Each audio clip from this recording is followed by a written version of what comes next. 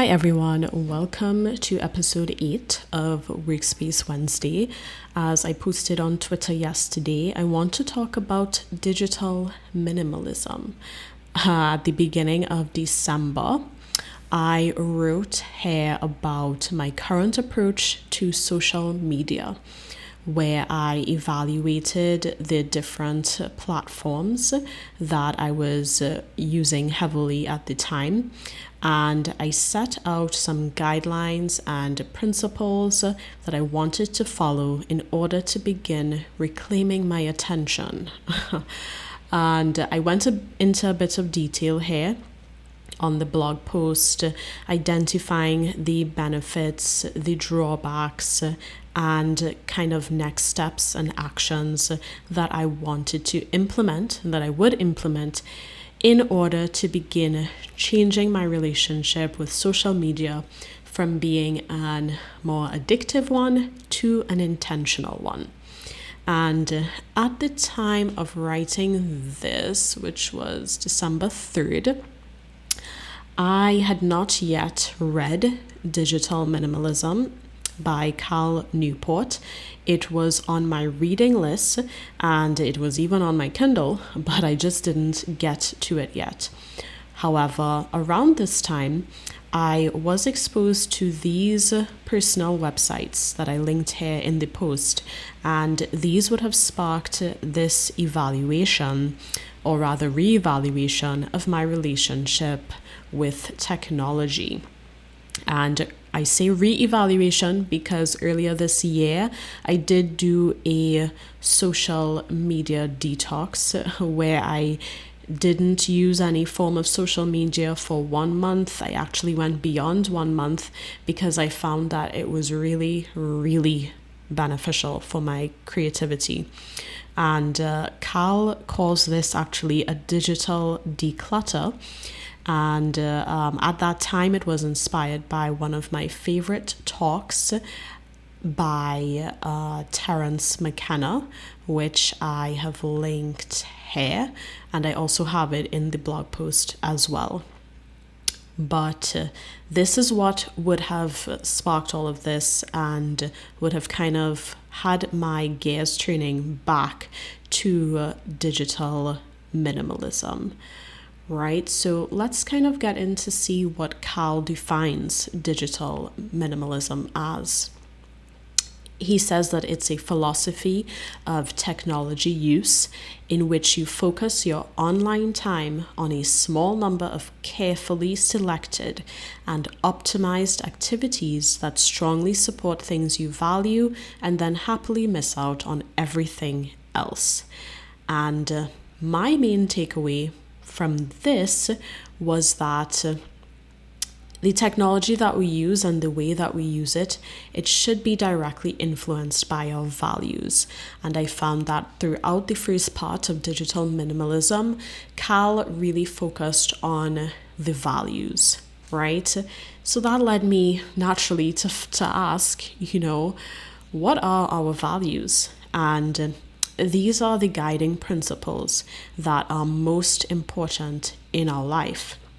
Therefore, in order for me to interact with technology with an intentional mindset, I needed to determine my values and basically let those guide how I use technology, which clearly is not what I was doing before. I'm not sure how many people, maybe the people that Cal would have had in his little survey in his book, they would have thought about this in an intentional way, but most of us kind of get sucked into the addictive scrolling and the constant checking of notifications that social media essentially is built upon.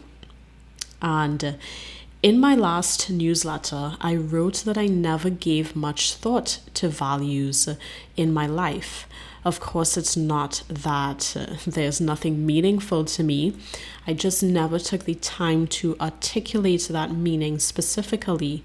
So if, for example, someone were to ask me at that time, what are your core values? Or what are your values? I don't know who would be asking me this, but if they did, my answer would have been pretty generic. basically that I'm not trying to kill anybody. I'm not out here harming people. So do no harm would have been a value that I would have said. And I probably would have also remembered creativity, because creativity has always been pretty important in my life. And this questioning of my values kind of led me, and of course I would have researched this. I would have looked online and looked in books where I would have read similar views on this topic. And in my research, I realized that values are just one piece of the puzzle, or one facet of a broader concept. And that concept is having a personal philosophy. I know it seems like we're going down a few different rabbit holes here, but just bear with me, okay? So, personal philosophy, what is that? Well, our personal philosophy is our North Star. It is the compass that we live our lives by. And a lot of the time, we essentially, everyone has a personal philosophy. It's just that it's not articulated, or it's not something that we think about. But this philosophy actually, at least in my reading, I'm not saying that this is rote or written anywhere, but in my reading, whenever I read about personal philosophy, these facets came up, right? So our personal philosophy comprises our values, and our values, as we said before, the guiding principles that are important in our life. It also comprises our core beliefs, which is basically the lens through which we perceive reality. So it's how we think, it's our mindset. And these, our values and our core beliefs, influence our goals that we set for ourselves. And of course, to actualize these goals, we need to have habits, or we need to act in a certain way to achieve these goals. So essentially, these are the components. And I would have focused more on values, at least at this point, simply because that's what Cal also focused on in the book as an important part of determining how we interact with technology. So the values that I went through a list. So James Clear has a list of his core values, and there were other lists. I will most likely in my newsletter this week, I will compile all of these links that I would have used as sources, but I will put the link for James Clear's, or you can just Google it, James Clear core beliefs, core values, it will come up first. But in that list, these are the principles that stood out to me as being the most important in my life. So once I determined these values, I then started to think, okay, how am I going to flesh this out more? How am I going to make some notes and to write down what these things mean to me in some more detail, and also relate that back to digital minimalism using the concepts and the principles that Cal would have talked about in the book. And that's where I went into my digital workspace, and I went into Tana specifically, and I began to really assess my technology use based on those suggestions from Cal in the book. So here we are in Tana. I created this sort of personal philosophy dashboard, and right now it's pretty bare. I'm not gonna lie, it's pretty bare. Literally made this, again, these digital workspace videos are what I'm doing right now in my workspace. So it may not be completely, or well, it is not fleshed out in any way, but over time I go back and I work on these things as I'm thinking about it and as it pertains to my life. So I have my core values, goals, and technology use. So I did create a super tag for values because I had in mind that there were a lot of different things that I would need to think about, but I kept it very simple to begin with. So I just have a description, which is where I will type the why. Why is creativity important to me? Why is it essential in my life? And how do I want to use creativity in different facets of my life in terms of life areas, right? Whether it's career, whether it's personal projects, etc. And I also included a field for clarifying questions. And that is because in James Clear, on his website, he does an integrity report where he asks himself different questions pertaining to each value. And I did put some of them here. So these are directly from his website. For one of his values, it wasn't growth. I'm not sure. It may have been growth. He asked himself these questions. So these are the kind of questions that I want to answer in this portion of the value super tag. So I have my values, I have my goals, which I would have talked about in the annual review video last week, and technology use is what we are talking about today. So as a list, you can see it's just the type of technology. It could be social media, it could be an application, it can be a device, but what we're doing here is an evaluation, right? So obviously I named it technology evaluation. You can shorten that to tech eval or whatever, but let's go into what I have for Twitter. I like seeing this as a card for some reason, but I don't have any image. Twitter. So this is the default content here, the fields for each, for the technology evaluation super tag.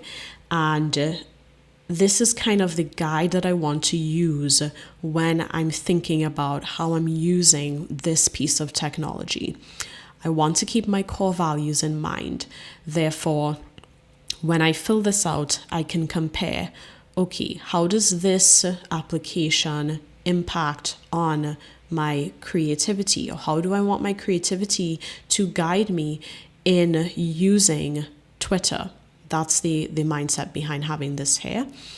I have a direct value field. Now, quick thing, the only reason I have fields is because of how I want to see the information. I don't have just plain nodes because I got frustrated with indenting and outdenting, and it's just easier to see the information side by side. So I have it as a field. Direct value. What value does this serve in my life? For Twitter, I know that I am able to meet people with shared interests. I'm able to learn from these people. I can share my own ideas and I can get feedback on my projects. This is why I haven't deleted my Twitter, essentially, because I still get some value from it. Now, these questions here are all questions that Carl would have encouraged us to ask in the book before we did or after we did a digital declutter. So he also asked, how does this tool, in this case Twitter, impact my time and attention, but time during the week? How much time am I spending on this, So for Twitter, I use it approximately 20 to 30 minutes a day, and it's probably less than that because I literally just go on, check my curated list of people that I want to stay up to date and keep in touch with. I check my messages, I check my notifications, and then I'm off. So I've really culled down my use of Twitter since I deleted it from my phone and since I unbookmarked it from my web browser, from Arc. Cal also implores us to set standard operating procedures, which is essentially how and when we are going to use this tool. So for Twitter, I do not have the mobile app on either my phone or my iPad or anywhere. I use it via the browser within the fixed 20 to 30 minute social media window that I have. This prevents me from checking notifications constantly, and it just has a restriction essentially to keep me where I need to be and to decrease my use of how long I spend there. And I, of course, mainly interact with my curated list. This is the compiled list of people that I want to keep in touch with. Sometimes I do go back to home, like once in a while, to see if there are any new updates of different apps, but generally I'm in my curated list. Alternatives. Are there any activities that I enjoy outside of the digital world that may be better than using this tool? Now, this one is a hard one for me because I am not keen. Not that I'm not keen, I just don't enjoy. I'm very socially introverted, so I don't enjoy necessarily going out and socializing and, doing things face to face. I'm very much a homebody. So I wrote that I could consider if there are any courses or seminars on things that I'm interested in, although I can't really see that happening. Maybe I will have to be the one to make it because Trinidad is not... It's hard to find certain things, but you never know. It might exist, and maybe that's a better use of my time or some of my time. So maybe I can augment the daily use to once a week, twice a week, 3 times a week, and the rest of my time I can put that into actually going to some sort of talk or course. So this is the type of thinking that he's trying to jog when we ask this question. Is there something else that you could do in the real quote unquote world that might be a better alternative? And lastly, I just have an option field for the type of media. So whether it is social media application or device, because I would like to use this, do something similar for iPad and laptop, etc. And lastly, I have an archive. And the idea behind this is that this is going to change, of course. Therefore, I want to keep the previous versions of it. So I can put the date here and then just screenshot this and plug that in.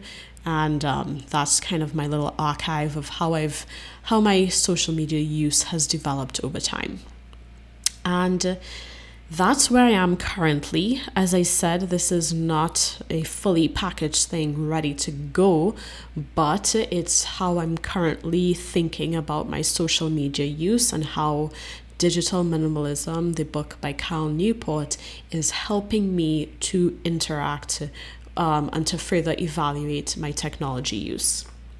And that is pretty much it for now. That's what I've been up to in my digital workspace this week.